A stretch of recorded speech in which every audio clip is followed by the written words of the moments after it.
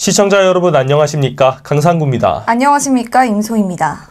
백현동 개발 사업에 나선 민간업자로부터 돈을 받고 성남시 등에 로비를 한 혐의로 재판에 넘겨진 김인섭 전 한국하우징 기술대표가 1심에서 징역 5년을 선고받았습니다. 김 전 대표는 경기도 성남시 공무원의 업무인 백현동 개발 사업의 인허가를 청탁 알선하는 명목으로 민간 사업자인 아시아디벨로퍼 정모 대표로부터 77억 원과 5억 원 상당의 식당 사업권을 받은 혐의를 받고 있습니다.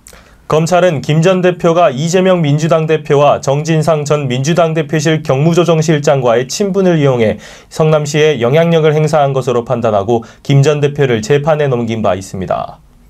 한동훈 국민의힘 비상대책위원장이 4월 총선을 앞두고 전 당원들의 언행을 주의할 것을 당부했습니다.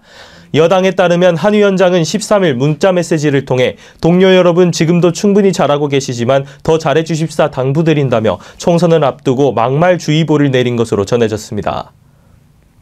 더불어민주당을 탈당하고 제3지대 빅텐트 구성을 주도한 김종민 개혁신당 최고위원이 14일 용산 출마를 검토하고 있다고 밝혔습니다. 김 최고위원은 신당에 바람이 불면 용산 같은 경우는 캐스팅보트 지역이라며 중도층도 많고 윤 정부가 용산으로 대통령실을 옮기면서 윤 정부의 상징적인 곳이 돼 있는데 정권의 실정을 심판하는 상징적인 의미도 있다고 말했습니다. 이재명 더불어민주당 대표가 14일 새벽 자신의 SNS에 새술은 새부대라는 짧은 글을 올렸습니다. 이 대표가 최근 문학진 전 의원 등 몇몇 출마자에게 불출마를 권고한 사실 등이 알려져 일각에서는 총선 공천을 앞두고 인적 쇄신에 대한 의지를 밝힌 발언으로 보고 있습니다. 최상목 부총리 겸 기획재정부 장관이 1기 신도시 선도지구의 공모 일정을 대폭 앞당겨 5월 중 착수하겠다고 밝혔습니다.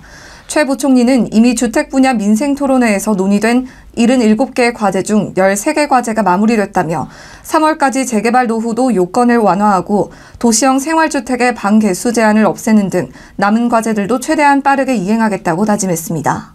영국 매체 더선이 한국 축구대표팀의 주장 손흥민이 아시안컵 4강을 앞두고 후배들과 다투다 손가락이 탈구됐다고 폭로했습니다.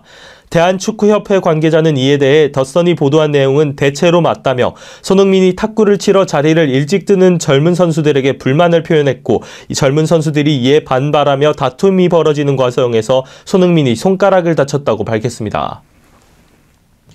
반대를 위한 반대 말아야 한다며 입장을 밝혔습니다. 앞서 13일 박단 대한전공의협의회장이 SNS를 통해 의대 정원 확대와 필수 의료 정책 패키지를 전면 백지화하라는 게시글을 올린 바 있는데 이에 대해 박 차관은 전면 백지화하라면 의료사고 안전망 강화와 수가 공정성 제고 등 필수 의료를 지원하는 모든 정책을 중단하는 것이라며 이같이 반대했습니다. 한국의 장시간 근로자가 전체 임금 근로자 가운데 차지하는 비중이 경제협력개발기구 평균 수준까지 낮아졌다는 조사 결과가 나왔습니다.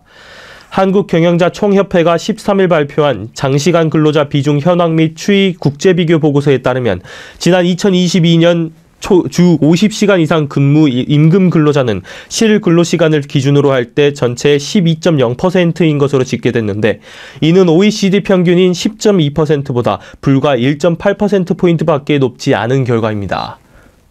기시다 후미오 일본 총리가 떨어지는 지지율을 끌어올리기 위한 방안으로 김정은 북한 국무위원장과의 정상회담을 추진하고 있는 것으로 알려졌습니다. 한편 해당 대화에 참석한 당국자들은 김 위원장이 일본인 납북자 문제에 대한 협력을 거부하고 있어 정상회담 관련 노력이 아직 성과를 거두지 못하고 있다고 밝혔습니다. 요즘은 사교성도 중요한 능력이라는 말이 있죠? 예, 그렇습니다. 그리고 이 사교성을 기르기 위해서 가장 중요한 것은 내가 먼저 웃으면서 다가갈 줄 알아야 한다는 거겠죠. 웃는 얼굴과 먼저 다가가기 꼭 기억하세요. 지금까지 이 시각 주요 뉴스였습니다. 구독과 좋아요를 눌러주시면 더 좋은 뉴스로 보답하겠습니다. 지금까지 강상구, 임소희입니다.